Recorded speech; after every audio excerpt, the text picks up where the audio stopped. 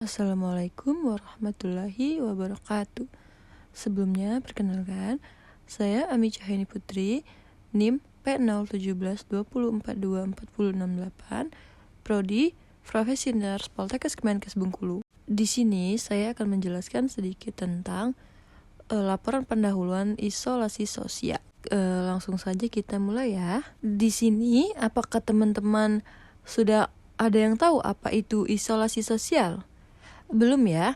Jadi, isolasi sosial adalah keadaan di mana individu menarik diri dari interaksi sosial yang mengalami perasaan kesepian, perasaan tidak diterima, serta kehilangan hubungan interpersonal yang bermakna, sehingga mengalami penurunan atau bahkan sama sekali tidak mampu berinteraksi dengan orang lain yang ada di sekitarnya.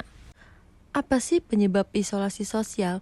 Jadi, penyebab isolasi sosial terjadi karena individu mengalami kehilangan dukungan sosial dan merasa tidak diterima oleh lingkungan sekitarnya, seperti faktor kehilangan orang terdekat, penyakit kronis, disabilitas fisik, serta perubahan peran pada lansia dapat menyebabkan seorang menarik diri. Selanjutnya, kita mengetahui apakah faktor predisposisi dan faktor presipitasi dari isolasi sosial itu sendiri.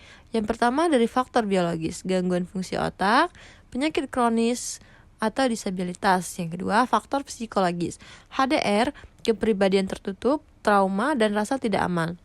Yang ketiga ada faktor sosial, yaitu kurangnya dukungan, kehilangan orang terdekat, pengalaman ditolak atau dibully. Yang keempat yaitu faktor budaya, yaitu nilai atau kepercayaan yang berbeda dengan lingkungan sehingga sulit untuk beradaptasi. Selanjutnya itu faktor presipitasi. Yang pertama, kehilangan orang terdekat atau perubahan peran sosial konflik keluarga dan penolakan dari lingkungan hospitalisasi atau perawatan jangka panjang. Yang ketiga itu pengalaman stres berat atau situasi yang memalukan di depan sosial. Selanjutnya, tanda dan gejala dari ISOS itu sendiri. Apakah di sini teman-teman sudah tahu apa aja tanda dan gejala dari ISOS? Baik, di sini saya akan menjelaskan. Yang pertama itu menarik diri, menyendiri, dan menolak berinteraksi. Yang kedua, kontak mata berkurang, ekspresi kurang, dan jarang berbicara. Yang ketiga, merasa kesepian, sedih tidak berarti, merasa ditolak oleh orang lain. Yang keempat, takut dan cemas saat diajak berinteraksi. Yang kelima, persepsi negatif terhadap diri dan lingkungan.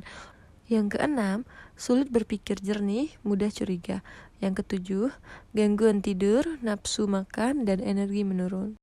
Psikopatologi ISOS yaitu terjadi ketika individu mengalami gangguan dalam menjalin hubungan dengan orang lain akibat stres. Psikologis merasa tidak diterima, tidak berharga, sehingga rasa takut dan cemas saat berinteraksi.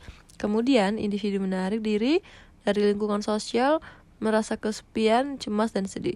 Seiring waktu muncul persepsi negatif terhadap diri sendiri dan lingkungan yang mempengaruhi emosi. Selanjutnya yaitu penata laksanaan. Yang pertama, elektrokonvulsif terapi atau ECT. Yang kedua, psikoterapi. Yang ketiga, terapi okupasi. Selanjutnya kita masuk ke konsep asuhan keperawatan, identitas dan riwayat, yaitu riwayat gangguan jiwa, stresor psikososial, pengalaman penolakan sosial, atau konflik keluarga. Selanjutnya ada aktivitas sosial, menarik diri dari lingkungan, enggan berbicara, lebih banyak diam atau menyendiri. Yang ketiga, persepsi dan pikiran, merasa ditolak, tidak dibutuhkan, atau tidak berharga. Kadang disertai kecurigaan terhadap orang lain. Yang keempat, emosi, afek tumpul, sedih, cemas, ataupun takut berinteraksi. Yang kelima, emosi. Yang keenam ada perilaku, menghindari kontak mata, menolak berpartisipasi, atau menolak ajakan berbicara. Yang ketujuh, kurang perawatan diri, tidur tidak teratur, nafsu makan menurun. Yang kedelapan, sosial dan dukungan, kurangnya dukungan keluarga atau teman, hubungan sosial terbatas. Untuk intervensinya yaitu yang pertama, membangun hubungan saling percaya. Tindakan keperawatannya, sapa pasien dengan ramah, perkenalkan diri, tunjukkan empati, jujur dan konsisten, dengarkan keluhan tanpa menghakimi. Yang kedua, meningkatkan kemampuan berinteraksi 1 lawan 1. Ajak pasien berbicara, singkat dan ringan.